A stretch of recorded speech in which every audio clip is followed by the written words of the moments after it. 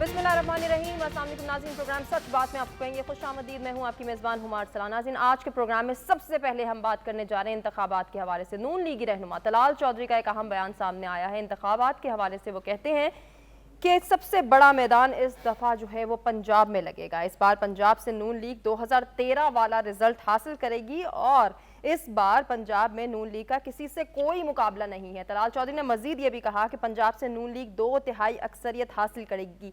ये बड़ा दावा जो तलाल चौधरी के साथ जो है उनके बयान में सामने आया है कि इस बार पंजाब से 2/3 अक्सरियत नून लीग हासिल करेगी। यही हमारा आज का बेसिक सवाल भी होगा। जबकि कुछ मजीद गुफ्तगू के दौरान उन्होंने ये भी कहा कि पंजाब में नून लीग की बस फुल है, बल्कि लोग खिड़कियों से भी लटक रहे हैं। मजीद हम किसी को नहीं ले सकते हैं। प्रीवियस एक्सपीरियंस के बारे में उनका ये कहना था कि हमारा पंजाब में मुनहरिफ अराकीन को टिकट देने का तजुर्बा अच्छा नहीं रहा। अब ये जो दावा तलाल चौधरी के जो है बयान में सामने आया है कि इस बार पंजाब में इलेक्शन में हम 2/3 अक्सरियत हासिल करेंगे, जो बुनियादी हमारा आज का सवाल है जो हम अपने पैनल के सामने रखेंगे वो भी यही होगा, क्या वाकई ऐसा है कि नून लीग भारी अक्सरियत से जो है वो कामयाबी हासिल करेगी? और वही सवाल जो हम काफ़ी दिनों से कर रहे हैं कि क्या इलेक्शन होंगे भी या नहीं। और 8 अक्टूबर के हवाले से भी बहुत सारी बातें की जा रही हैं कि 8 अक्टूबर को इलेक्शन होंगे पंजाब में। तो क्या रिजल्ट सामने आएगा? इलेक्शन के बाद क्या सूरत हाल देख रहे हैं, इलेक्शन से पहले क्या सूरत हाल देख रहे हैं? ये कुछ सवालात हैं जो हम अपने पैनल के सामने रखेंगे। तारुफ कराएंगे, मेहमानों का गुफ्तगू का आगाज़ करेंगे। सज्जाद तरीन साहब सीनियर एनालिस्ट मेरे साथ स्टूडियोज़ में मौजूद हैं, खुशामदीद कहना चाहूँगी सर। कंवर दिलशाद साहब साबिक सेक्रेटरी इलेक्शन कमीशन हमारे साथ मौजूद हैं, सर आपको भी खुशामदीद। आरिफ चौधरी साहब लॉ एक्सपर्ट हमारे साथ मौजूद हैं, सर आपको भी प्रोग्राम में वेलकम करना चाहूँगी। सज्जाद तरीन साहब, सबसे पहले मैं आगाज़ करूँगी आपसे। ये जो तलाल चौधरी की जानिब से बयान सामने आया है कि इस बार पंजाब में 2/3 अक्सरियत नून लीग हासिल करेगी, इस बयान को आप कैसे देखते हैं? देखिए, मैं आपको अर्ज़ करूं कि आपने बड़ा संजीदा ले लिया है तलाल चौधरी के बयान को। तलाल चौधरी जो है अपने कैलिबर के हिसाब से इतना बड़ा कोई सियासतदान नहीं है कि जिसका बयान हम डिस्कस करें या जिसका हम बयान जो है उस पर कोई तबसरा करें। उसकी अपनी ज़िंदगी के 2 या 3 इलेक्शन उन्होंने सारे लड़े हैं। इलेक्शन की जो पॉलिटिक्स होती है वो बड़ी मुख्तलिफ होती है। देखें, बड़े बड़े जलसे आप कर सकते हैं, लेकिन उनको वोट में तब्दील करना ये एक अलहदा काम है। तो ये इस तरह कह देना मेरे ख्याल में कि जी तलाल चौधरी साहब ये कह रहे हैं और हम भी आपके उस पर कहने पर उस पर तबसरे शुरू करें, तो 2/3 अक्सरियत जो है वो बड़ा मुश्किल काम होगा।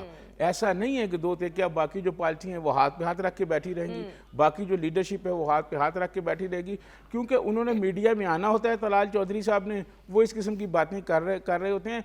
अब तो इस हुकूमत की जो परफॉर्मेंस रही है पिछले 1-1.5 साल में वो आपके सामने, आप खुद खातून है, आपको पता है कि महंगाई कितनी हुई है, क्या सूरत हाल हो गई है और हर आदमी महंगाई कर रहा है। तो ऐसी सूरत हाल में तलाल चौधरी साहब का मैं समझता हूँ इस तरह का जो बयान है इसको कोई संजीदा नहीं लेना चाहिए। सर, स्पेशली ये बात कहना कि 2013 वाला रिजल्ट हासिल करेंगे। अब 2018 का इलेक्शन गुजर चुका है, उसके बाद जितनी भी तब्दीलियाँ आई वो भी हमारे सामने ही हैं। तो इतना बड़ा दावा बगैर सोचे समझे कर देना, आपको नहीं लगता कि नून लीग पर भी ये हर्फ आ सकता है? नहीं, मैं समझता हूँ इस किस्म के दावे जो है ना, जो सेकंड लीडरशिप होती है या नंबर 2 या नंबर 3 लीडरशिप होती है लाइन पे खड़ी हुई, वो इस किस्म के बयान दे के ना माहौल गरमाते रहते हैं। तो इनमें कोई ऐसी सच्चाई नहीं होती। ये बात अगर मरियम नवाज करें, ये बात अगर मियाँ नवाज शरीफ करें, तो फिर इस पर बहस भी हो सकती है, फिर इस पर तज्जिया भी हो सकता है। तो तलाल चौधरी का ये मतलब जिसका अपना हल्का महफूज नहीं है, जो खुद इलेक्शन जो है वो नहीं जी सकता, उसकी ज़िंदगी में 2-4 इलेक्शन उसने सारे लड़े हैं। इलेक्शन पॉलिटिक्स को अभी तक वो पाकिस्तान की समझ ही नहीं सका कि पाकिस्तान में आप हल्का वाइज कि कहाँ कौन सी बिरादरी है, कौन आदमी किसके पास वोट है, पार्टी का कितना वोट है, बहुत चीज़ें मैटर करती हैं। आपके प्रोग्राम में इतना वक्त नहीं, वरना मैं आपको हल्का वाइज बताता पंजाब में कि क्या सूरत हाल बन गई है। ये ऐसा नहीं है। तो मतलब ये इनका एक सियासी बयान के सियासी कह सकते हैं कि एक सियासी बयान उन्होंने दिया था।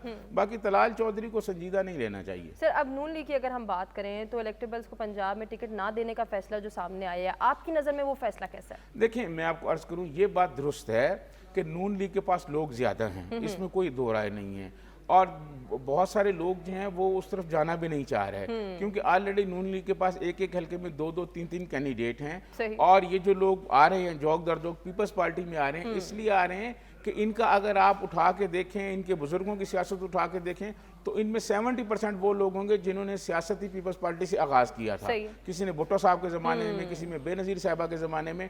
तो वो अब जगह भी खाली है पीपल्स पार्टी में, तो वो जाहिर है जहाँ जगह खाली होगी वो आएंगे। उन्होंने हल्के की पॉलिटिक्स भी करनी होती है, वो ये देख रहे हैं। नून लीग में 2-2, 3-3 कैंडिडेट एक हल्के में मौजूद हैं, ये बात दुरुस्त है कि उनके पास गुंजाइश नहीं है, इसीलिए लोग उस तरफ जा भी नहीं रहे। सही, ठीक है सर, आपका पॉइंट आ गया है। कमर दिलशाद साहब, आप क्या समझते हैं, इलेक्शन के हवाले से भी बहुत सारे सवालात जन्म ले रहे हैं, इलेक्शन होंगे नहीं होंगे, इलेक्शन के बाद की क्या सूरत हाल होगी, क्या पंजाब में बजट अलॉट किया जाएगा इलेक्शन के लिए या नहीं? आपकी नज़र में इन तमाम तर चीज़ों का सोल्यूशन क्या है? क्या इलेक्शन हो जाना ही सोल्यूशन है या फिर इसमें और डिले होना चाहिए? देखिए जी, इलेक्शन कमीशन ऑफ पाकिस्तान ने 22 मार्च को अपने नया शेड्यूल जारी किया।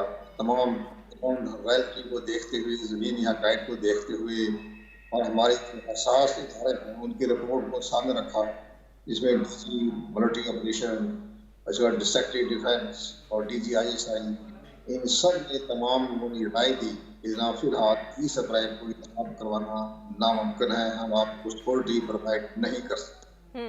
इसी तरह वज़ारत ख़ज़ाना ने ये कहा कि हम 21 अरब देने की कोशिश पे नहीं है। तो इलेक्शन कमीशन ने तमाम हालात को देखते हुए उन्होंने अपने इख्तियारात को इस्तेमाल किया सेक्शन 58 के तहत और उन्होंने 8 अक्टूबर की डेट तय कर दी। अब बिला वजह बगैर किसी के मामला सिपरम पाकिस्तान में जो एक इलेक्शन कमीशन जिसके हालात हाई कोर्ट के बराबर हैं, उनके मामले में दाखिल करते हुए इलेक्शन कमीशन पाकिस्तान का 22 मार्च का फैसला का रद्द कर उन्होंने 14 मई की तारीख पर, आप ये बताइए, इस 14 मई की तारीख पर कर दी। इलेक्शन कमीशन पाकिस्तान 2 नजरसानी पेश कर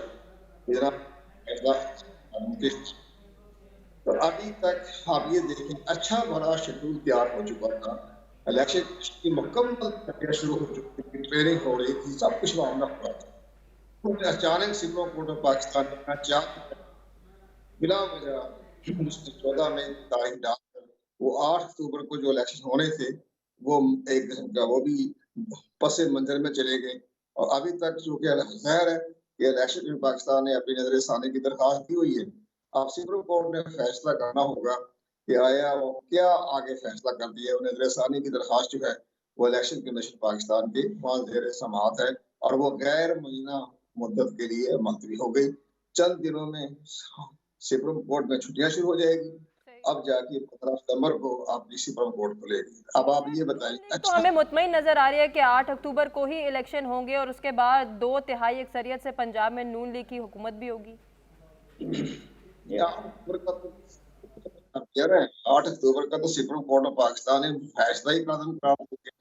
अब तो आप सुप्रीम कोर्ट जाने, इलेक्शन कमीशन जाने या बाकी सियासी पार्टी जाने, कि वो कहाँ गया वो अपना जो एक 8 अक्टूबर का भी गया और 14 मई भी गई। तो ये मामला सबके सामने है, आपके सामने है। फैसला सुप्रीम कोर्ट पाकिस्तान ने और इलेक्शन कमीशन के दरमियान होना है और नजरसानी की दरखास्त के पास उस पर फैसला आएगा। बाकी जो सियासी जमातों को कहना है कि हम 2/3 मेजॉरिटी जा रहे हैं या 1/3 पार्टी लेके जा रहे हैं, तो 1/3 जो ये तो हर पार्टी अपना वोटों को मुतहर्रिक करना, हर पार्टी का अपना एक नारा होता है, स्लोगन होता है, इसमें कोई नहीं होती। लेकिन असल फैसला ये कहना, हम जैसे मैं चूंकि मैं पंजाब गवर्नमेंट की केयर गवर्नमेंट का हिस्सा भी हूँ, तो मेरे लिए मुनासिब नहीं, as a federal secretary election commission Pakistan में साबिक रहा हूँ, उसका कुछ नहीं होगा मेरे लिए। हम तो ये कहेंगे कि तमाम दावे कब वक्त हैं। सर, अगर 8 अक्टूबर को इलेक्शन नहीं होते तो फिर क्या होगा? क्योंकि सियासी दर्जे हरारत तो मजीद बढ़ता हुआ दिखाई दे रहा है। फिर पूरे मुल्क की अगर सिचुएशन को देखा जाए, फिर कितना नुकसान हो सकता है महंगाई के तौर पे भी देखा जाए, या वैसे भी निगरान हुकूमत अपना टेन्योर कब तक बढ़ाती रहेगी? हुकूमत अपना तवाइन नहीं बढ़ा सकती। तवाइन बढ़ाने के लिए बहुत बड़े इसमें आईनी कॉम्प्लिकेटेड मामला होते हैं। ऐसा आसान नहीं होता कि आप उसको एक्सटेंड कर दें। पहले ही IMF की बहुत शदीद शिकायत है। मुझे जब कल पता चला तो मुझे तो हैरानगी हुई कि इतने 170 अरब रुपए के टैक्स लगने हैं और इन्होंने ये लगाने हैं। तो ये मौजूदा हुकूमत को सर्वाइव कैसे करेगी, हिम्मत की बात है कि जरूरत की बात है, किस तरह से लेके आगे चलेंगे। तो ये तो बड़ी महंगाई का तो समंदर तूफान आ जाना है आपके बजट के बाद। तो हुकूमत भी गौर व खोज करेगी, तमाम सियासी जमातें भी बैठ कर गौर व खोज ठंडे दिल से करना चाहिए। तो ये सारे मामला को देखना चाहिए कि IMF की शदीद शर्तें हैं जो पाकिस्तानी कौम के लिए बहुत बड़ा आज़ाब आएगा। यकीनन सर, ऐसा ही आपका पॉइंट आ गया। आरिफ साहब, मैं आपसे गुफ्तगू करना चाहूंगी क्या समझते हैं, जैसे अभी हम महंगाई का भी जिक्र कर रहे हैं, इतनी महंगाई का बम जो है वो गिरने के लिए तैयार है। 30 जून को मुआहिदा खत्म हो रहा है, उससे पहले जो मुआहिदा होगा या बजट सामने आएगा उसमें यकीनन महंगाई के बम जो है वो आम आवाम पर गिरेंगे। क्या उसके बाद भी नून लीग ये एक्सपेक्ट कर सकती है कि वो पंजाब में 2/3 अक्सरियत हासिल कर पाएगी? बहुत शुक्रिया मुझे मौका देने का। पहली बात तो यह है कि मैं कंवर दिलशाद साहब को तो बिल्कुल सुन नहीं सका। अलबत्ता सज्जाद साहब ने जो बात की वो बहुत अच्छी लगी दिल को। ये बिल्कुल ऐसे ही है जिस तरह फवाद चौधरी का जब आपने प्रोग्राम किया तो उसके बारे में तो मैंने आपसे ये अर्ज किया था कि फवाद चौधरी या अब उसको शामिल कर लेते हैं तलाल चौधरी, इस तरह के लोग जो होते हैं ये जुम्मा जानिन नाल वाले लोग होते हैं, इनकी अपनी कोई हैसियत नहीं होती। ये बिल्कुल किसी ना किसी जिस पार्टी में भी होते हैं वहाँ शाह से ज्यादा शाह के मुसाहिब होते हैं और उनकी खुशामद करके अपना नंबर बनाना ये इनका एक तरीक़ेकार होता है कि जितनी बड़ी ये बात करेंगे उतना ही ये समझेंगे कि हमारी क़यादत हम पे बड़ा राजी होगी। किसी को गाली बहुत सख्त दे देना, किसी के बारे में बयान बहुत सख्त दे देना, कहीं पार्टी के बारे में बहुत बढ़ा चढ़ा के बात कर देना, तो इसलिए ये तो बात तय हो गई कि उसकी तो कोई हैसियत नहीं। लेकिन दूसरी बात बड़ी इंपॉर्टेंट ये है कि दो चीज़ें होती हैं किसी इलेक्शन में देखने के लिए कि क्या किसी पार्टी को किस बुनियाद पर लोग मुंतखब करेंगे। एक उस पार्टी की कारकर्दगी होती है और दूसरा उस पार्टी का बयानिया होता है। कारकर्दगी जो थी वो जो भी देखी जाएगी वो 13 पार्टियों की इकट्ठी देखी जाएगी और जब ये 13 पार्टियां अलग-अलग होंगी आपस में इकट्ठे होकर तो इलेक्शन ये लड़ेगी नहीं। जब ये अलग-अलग होंगी तो हर एक के हिस्से में वो जो आएगा ना तौक वो बिल्कुल इकट्ठा आएगा। जो भी लोगों को फेस करने की कोशिश करेगा, लोगों के पास वो बिल्कुल उनके लिए जो ना इनके हाथों में परचम बगावत के हैं। ये जमहूर के काफिले जो है हाथों में परचम बगावत के लेके खड़े होंगे और लोगों में ये दलेरी आ चुकी है। दलेरी वो वजह से आती है, एक उस वक्त आती है जब बिल्कुल बंदा तगड़ा होता है माली तौर पर, मुआशी तौर पर, और एक उस वक्त जब बिल्कुल जमीन पे लग जाता है। तो इस वक्त वो दूसरी सूरत हाल है कि लोग गुर्बत की उस सतह पे पहुंच चुके हैं कि जिसपे उन्हें किसी का कोई डर नहीं है। जो भी आएगा इलेक्शन लड़ने के लिए उसे वो बताएंगे।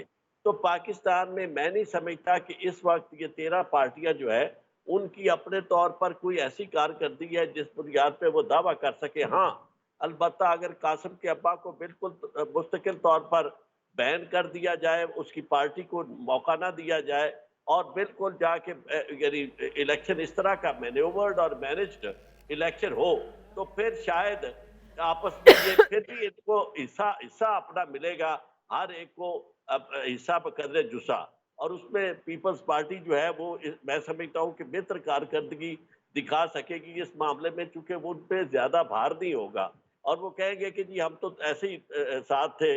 असल तो जो कुछ भी किया ये मुस्लिम लीग नून ने किया है, तो दुख जो लोगों को ज्यादा होगा वो मुस्लिम लीग नून से होगा। साहब आपका भी पॉइंट सामने आ गया है और व्यूअर्स का पोल के दौरान हमने जब जानना चाहा तो उनका पॉइंट भी यही है कि 10% ये कहते हैं कि नून लीग पंजाब में 2/3 अक्सरियत हासिल कर पाएगी, जबकि 90% को ऐसा लगता है कि वो नहीं कर पाएंगे।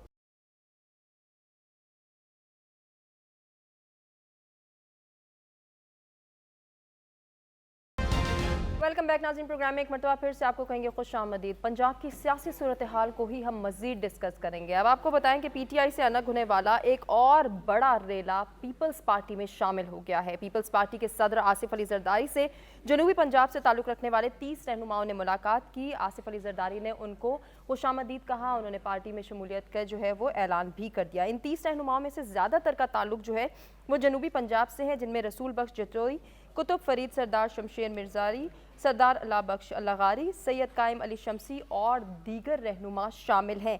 पीपल्स पार्टी जनूबी पंजाब के सदर मखदूम अहमद महमूद ने कहा है कि इलेक्शन में सीट एडजस्टमेंट के लिए पीपल्स पार्टी और नून लीग की कमेटी बन चुकी है। अब हमारा बुनियादी सवाल भी कुछ इसी हवाले से है कि क्या वाकई पीपल्स पार्टी पंजाब में कम बैक करने जा रही है। पंजाब की सियासी सूरत हाल को हम मज़ीद एलेबरेट करना चाह रहे हैं। एक जानिब जब हमने नून लीग की बात की तो वहाँ हमने कुछ सियासी मंजरनामा डिस्कस किया। अब पीपल्स पार्टी का क्या स्टांस हो सकता है? सज्जाद तरीन साहब, मैं आपसे ही आगाज़ करना चाहूँगी, क्या लगता है आपको, क्या पीपल्स पार्टी कम बैक कर सकेगी? नहीं, देखिए मैं आपको अर्ज करूं कि जो कमबैक का आपने लफ्ज़ इस्तेमाल किया इसका मतलब ये नहीं है कि पीपल्स पार्टी को बहुत भरपूर परफॉर्मेंस दिखा सकेगी। पीपल्स पार्टी के लोग हर हल्के में मौजूद हैं, लेकिन वो अपनी लीडरशिप और ख़ास तौर पर पीपल्स पार्टी की 2008 से 13 तक की जो हुकूमत रही है, उस दौरान जो वज़रा के रवैये रहे हैं, वो कारकुनों के साथ उनका अच्छा ताल्लुक़ नहीं रहा, कारकुन उनसे मायूस हुए हैं। और फिर पंजाब में पीपल्स पार्टी की जो लीडरशिप रही है, ख़ास तौर पर जनूबी पंजाब, तो वो भी कोई इतना परफॉर्मेंस नहीं कर सकी, लोगों से राब्ते नहीं कर सकी। पीपल्स पार्टी वो जमात थी जो मैं समझता हूँ अवाम के साथ सड़कों पे हुआ करती थी।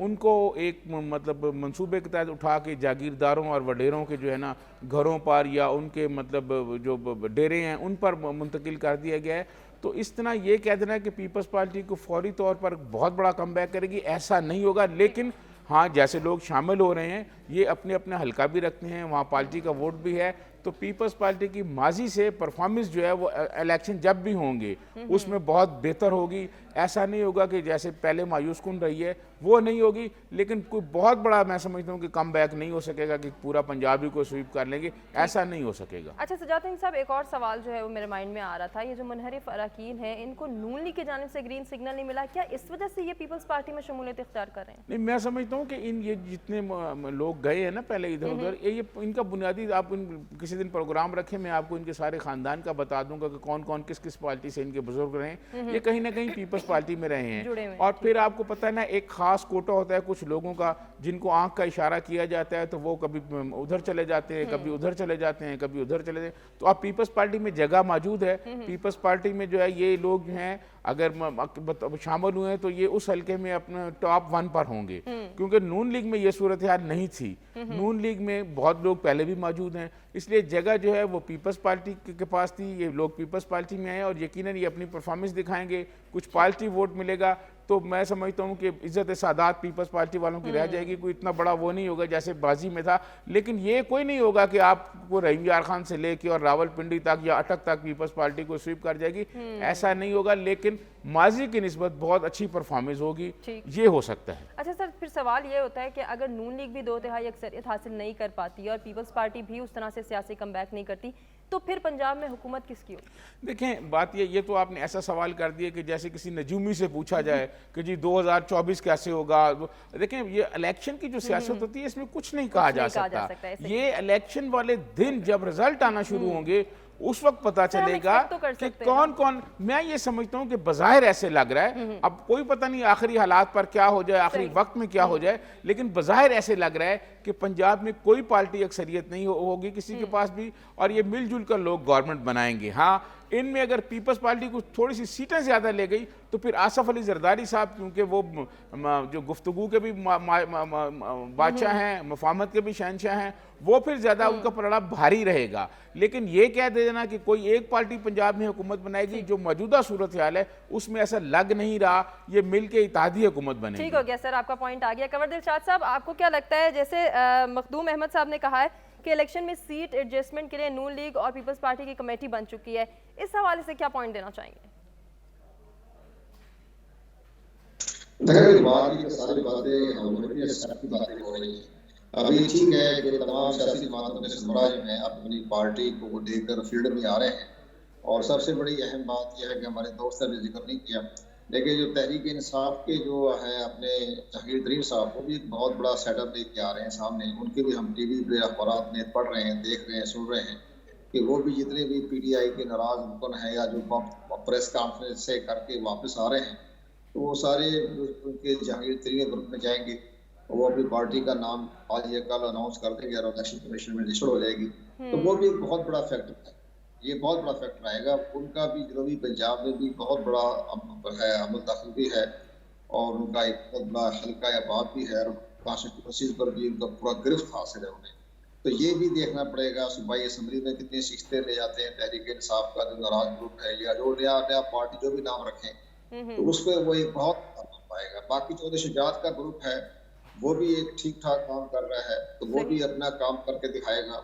तो ये सारे PTI का अपना वोट बैंक है, ये सारी चीजें जो है अपना सामने नजर आएगी। लेकिन इसमें सबसे बात ये है अहम, तमाम सियासी जमातों को मुल्क के हालात के मुताबिक ठंडे दिल के साथ अपने मुज़ाकरात करें, डायलॉग करें, और माशी बेहतरी के लिए अपना मैनिफेस्टो दें कि आपने जो माशी तौर पर बहुत बड़ा बुरहान आने वाला है बजट इजलास के बाद, उस पर कोई सियासी पार्टी उस पर जवाब नहीं दे सकेगी। बहुत बड़ा बुरहान आएगा, लोग इलेक्शन को भूल जाएंगे, इतना जबरदस्त इसका बुरहान आना है माशी।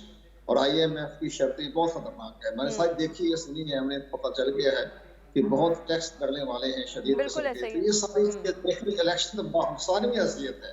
पोलिंग स्टेशन पे जाएंगे, वोट कास्ट कर देंगे, वो तो मसला कोई नहीं पैदा होगा। असल बात ये उस पार्टी को वोट मिलेगा जो उनके माशी मसाइल को हल करने में सलाहियत रखती हो। तो सर, ये तो आपको वोटर्स इस की तरह कुछ नजर आ रहा है कि कौन ये दावा कर सकता है और कौन इस दावे को सच भी साबित कर सकेगा? ये मुश्किल है, ये बहुत मुश्किल। कई सियासी बातें होती रहती हैं, हम हर पार्टी अपना स्लोगन देती रहती है, बिल्कुल। अपना नैरेटिव देती है, बयानियां देती है, हर पार्टी का राइट बनता है, लेकिन सबसे बड़ी पार्टी वो कामयाब होगी जिसका माशी तौर का जो बयानिया आएगा वो आवाम को अपील कर जाएगा। सर, जिस वो तरह से अभी तरीन साहब कह रहे थे कि आने वाले वक्त में यही नजर आ रहा है, हम एक्सपेक्ट ही कर सकते हैं कि मखलूत हुकूमत का कयाम ही अमल में लाया जाएगा। तो क्या ये मखलूत हुकूमत जो है वो पूरे मुल्क को संभाल पाएगी? और जिस तरह से महंगाई की बात करें, हम मईशत के कंट्रोल करने की बात करें, तो क्या मईशत को कोई जो है वो स्टेबिलिटी की जानिब ले जा पाएगी मखलूत हुकूमत? इसमें सबसे बड़ी अहम बात ये कि सब बैठ के एक पूरी कौमी गवर्नमेंट बना रहे हैं और कोई सब बैठ के मशवरा कर रहे हैं, कोई अपोजिशन ना करें, कोई किसी के लायक प्रूव ना करें, कोई अब वो जमाना खत्म कर दें। आप जो आप करप्शन पे इल्जाम लगाते थे, ठीक है, 10 साल से करप्शन पे इल्जाम लगते लगते लोग सुन लिया, उसका असर भी हो गया, उसकी बेस भी बन गई, लेकिन सारी चीजें जो है अब बैठ कर फैसला करें कि हमने मुल्क को किस तरह लेकर चलना है और IMF का कैसे मुकाबला करना है, किस तरह से हमने बाहर से फॉरेन फंडिंग लेनी है। बिल्कुल, मईशत की इस्तेहकामी के लिए किस तरह से काम करना है ये बहुत ज़रूरी है। बड़ा अच्छा पॉइंट आपने रेस किया। आरिफ चौधरी साहब, आप क्या समझते हैं, जिस तरह से हम पीपल्स पार्टी के सियासी कमबैक की बात कर रहे हैं, पंजाब में क्या होने जा रहा है और पीपल्स पार्टी का स्टांस क्या रहेगा आने वाले वक्त में? देखिए, आज हम जब गुफ्तगू कर रहे हैं तो यूं लगता है कि जैसे हमने ये तय कर दिया है और इस बात वेट कंपनी हो गई है और हमने मान लिया है कि इस मुल्क में तहरीक इंसाफ बिल्कुल पाबंदी उस पर लग चुकी है। तहरीक इंसाफ को ना कोई इजाजत दी जाएगी इलेक्शन में हिस्सा लेने की। ये मामला फिलहाल तो यही नजर आ रहा है, जैसे मुनहरिफ अरकान भी जो हैं वो पीपल्स पार्टी में शमूलियत इख्तियार करें, कुछ नून लीग में जाने की बात करें, लेकिन उन्हें ग्रीन सिग्नल नहीं मिला। तो हम तो सिर्फ एक्सपेक्टेशंस पर बेस कर रहे हैं। मैं उसी लिए मैं अर्ज कर रहा हूँ ना, ये सारी वो बात है कि वो लोग जो इस वक्त पाकिस्तान के गुर्बत की लकीर से भी नीचे हैं और जिस तरह की उनकी मुश्किलात है, बिल्कुल, उनसे जो आप सवाल करते हैं तो अभी तक उनका जवाब बदला नहीं है। ये यकीनन वो तबकात जिनके पास इख्तियार है वो उन्होंने तो तासुर ये दिया है और कोशिश ये की है लोगों को ये बावर कराने की, भले आप जो मर्जी सोचें, जो मर्जी आपकी ख्वाहिश हो, या मामला आपकी ख्वाहिशों के मुताबिक नहीं होगा, फैसला वही होगा कि जो हम चाहेंगे। अगर तो फैसला वही होगा जो वो चाहेंगे तो उसमें आवाम की शमूलियत नहीं होगी, तो फिर ये देखें इनकी मंडियां आपस में वो यानी होगी कि बंदर पांट होगी कि किसको कितनी सीटें देनी है और किसके साथ क्या करना है। ऐसी सूरत मुझे नजर नहीं आ रही। उसकी वजह यह है कि हम बहुत पीछे नहीं है। हम 2023 की बात कर रहे हैं और 2023 वो है कि जब हम आइसोलेशन में नहीं देख सकते चीजों को, क्योंकि आज हम समंदर के अंदर हमारे पास कोई ऐसा यानी जजीरे में नहीं है कि हमें दुनिया जो है वो देख नहीं रही और लोगों को डिसफ्रेंचाइज करना, लोगों को उनके हकूक से महरूम करना, इस पे कोई सवाल नहीं उठ रहे या लोग इसको रिजेक्ट नहीं करेंगे और ओवरसीज का कोई रोल नहीं होगा और बाकी दुनिया का रोल नहीं होगा। और हम ये समझ रहे हैं कि पाकिस्तान के अवाम इतने कमजोर हैं कि वो बेचारे जो किसी को पकड़ लिया, मार दिया, जो भी दबा दिया, उसके बाद उनकी ना आवाज है ना बात है। ये देखे भूल जाएं इस बात को कि लोगों को खत्म करके कोई इलेक्शन यहाँ लड़ा जा सकता है या जीता जा सकता है। इसमें सबसे बड़ा फैक्टर वो होगा जिन्होंने ये बयानिया बिल्ड किया और एक अरसा पूरा लगा और उस पर लोग जो हैं उससे बेशक आप उससे नफरत करें, ये बुरा कहे कि जी अच्छा नहीं किया गया, लेकिन अच्छा या बुरा जुल्फ़िकार अली भुट्टो को भी ये कहते थे कि जनाब इसने तो हमारी वैल्यूज ही चेंज कर दी हैं, इन्होंने तो लोगों को वो शऊर दे दिया है कि आज कोई मुजाहरा हमारी बात नहीं मानता, आज तो ये बिल्कुल लोग सारे बेबाक हो गए, हमारा कल्चर खत्म कर दिया है। तो ये जो होता है ना आईने नौ से डरना, तर्ज़े कोहन पे अड़ना, मंजर यही कठिन है कौमों की जिंदगी में। हर शख्स जो आता है, सियासतदान एक ही तरह के होते हैं, बात सिर्फ ये होती है कि कौन सा शख्स बड़ी कामयाबी के साथ अपना बयानिया सेल करता है और लोग उसे बाई कर लेते हैं। तो इसलिए ये बात बिल्कुल मैं आपसे ये आपको वाज़ेह तौर पर अर्ज करना चाहता हूँ अपनी जो मेरी दानिश में, पाकिस्तान के अंदर जब भी इलेक्शन होंगे वो इलेक्शन पीपल्स पार्टी या पीडीएम के हक में नहीं जाएंगे। ठीक हो गया सर, आपका पॉइंट भी आ गया और बड़ी अहम बात आपने कही, इसको हम कंटिन्यू भी करेंगे। देखते हैं व्यूअर्स का क्या मानना है। 10% को ये लगता है कि इस बार पीपल्स पार्टी पंजाब में कमबैक कर सकेगी, जबकि 90% को ये लगता है कि पीपल्स पार्टी पंजाब में सियासी कमबैक नहीं कर सकेगी। ब्रेक की जाने बढ़े, ब्रेक से वापस आते हैं, कंटिन्यू करें।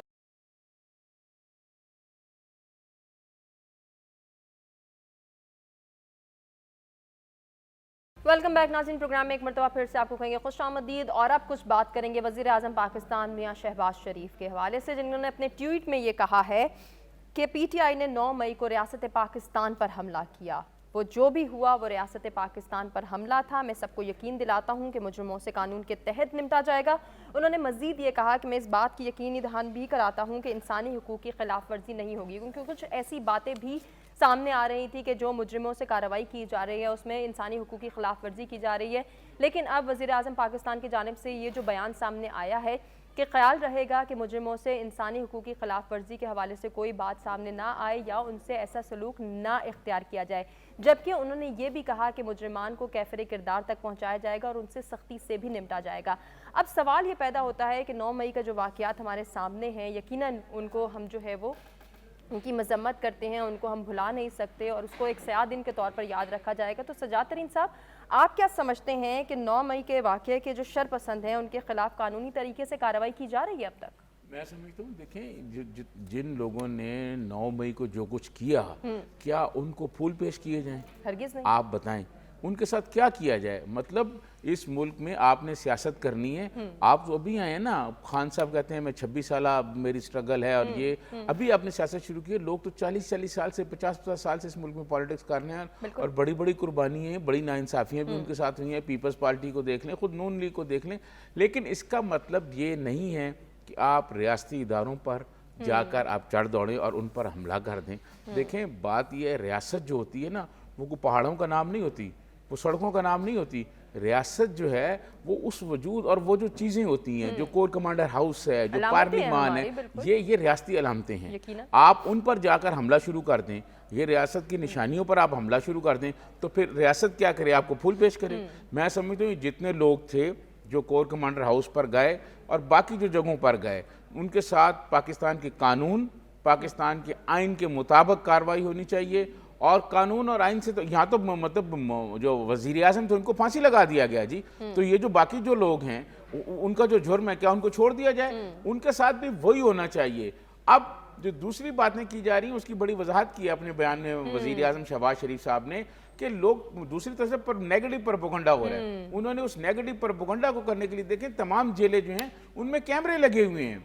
और मुझे एक दफ़ा नहीं कई दफ़ा, पंजाब की नहीं सिंध की भी, मैं बलूचिस्तान में मच जेल में भी विजिट करके आया हूँ, वहाँ जाने का मुझे इत्तफाक हुआ है। अब वो बात नहीं रही। हमको पत्थर के ज़माने में रहते हैं, कैमरे लगे हुए हैं, कैमरों की आंख फोकस है हर चीज़ पर, और ये कहा जाए कि जो उनके साथ नाइंसाफ़ी हो रही है, ये मन घड़त बातें हैं, ये प्रोपेगेंडा है। लेकिन जिन लोगों ने जो जो काम किया है, जो जो जुर्म किया है, उस जुर्म की उनको सज़ा मिलनी चाहिए। उनका मामला कोर्ट में पेश होने चाहिए और वो कोर्ट जो उनको सजा दे पाकिस्तान के आइन के मुताबिक, वो बिल्कुल ठीक है। ये तो नहीं हो सकता ना। कुछ दिन पहले भी ये बात हो रही थी कि खवातीन जो अहलकार हैं उनको जो जेलों में मौजूद हैं उनके साथ जो है वो नाजेबा सलूक किया जा रहा है, नारवा सलूक इख्तियार किया जा रहा है, जबकि वो भी क्लैरिटी मिल गई है कि कोई नाजेबा सलूक नहीं किया गया। हाँ, वो ये शिकायत करती हुई ज़रूर दिखाई दी है कि हमें अंदर रखना, जेल के अंदर कैद करना, ये हमारे साथ जो है वो बुरा सलूक है। देखें, बात ये आज वो ये कह रही हैं, क्या मरियम नवाज साहबा को जेल में नहीं रखा गया, फरियाल तालपुर को नहीं रखा गया, मोहतरमा बेनज़ीर भुट्टो को नहीं रखा गया? मोहतरमा बेनज़ीर भुट्टो की आप किताब पढ़ें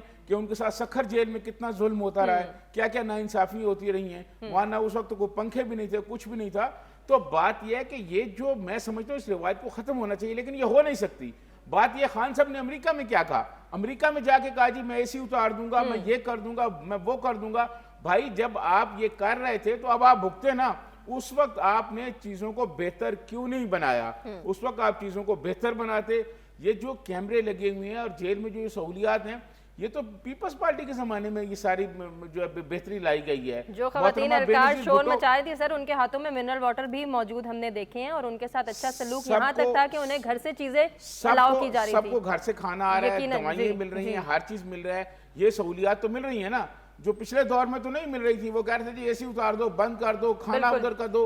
अब तो यकीनन ये इल्जामात लगाना दुरुस्त नहीं है। बिल्कुल सर, मनगढ़ंत इल्जामात हैं, ये झूठ है, ये प्रोपेगेंडा है, ये कुछ नहीं है, क्योंकि परफॉर्मेंस दिखाने के लिए उनके पास कुछ ठीक हो गया सर। आपका पॉइंट आ गया कि शरपसंदों के खिलाफ कार्रवाई के दौरान उन्हें फूल तो पेश नहीं किया जाएंगे, यकीनन उनसे सख्ती से निपटा जाएगा। कंवर दिलशाद साहब, आप क्या समझते हैं 9 मई वाकयात के बाद जो शरपसंदों के साथ कार्रवाई की जा रही है, क्या वो कानून के मुताबिक, और उस पर यह इल्जाम लगाना कि गैर इंसानी सलूक इख्तियार किया जा रहा है, ये किस हद तक गलत है? जी कंवर दिलशाद साहब, अगर आप मुझे सुन पा रहे हैं तो प्लीज कमेंट कीजिएगा। मैं बता रहा हूँ आपको, मैं जी सर।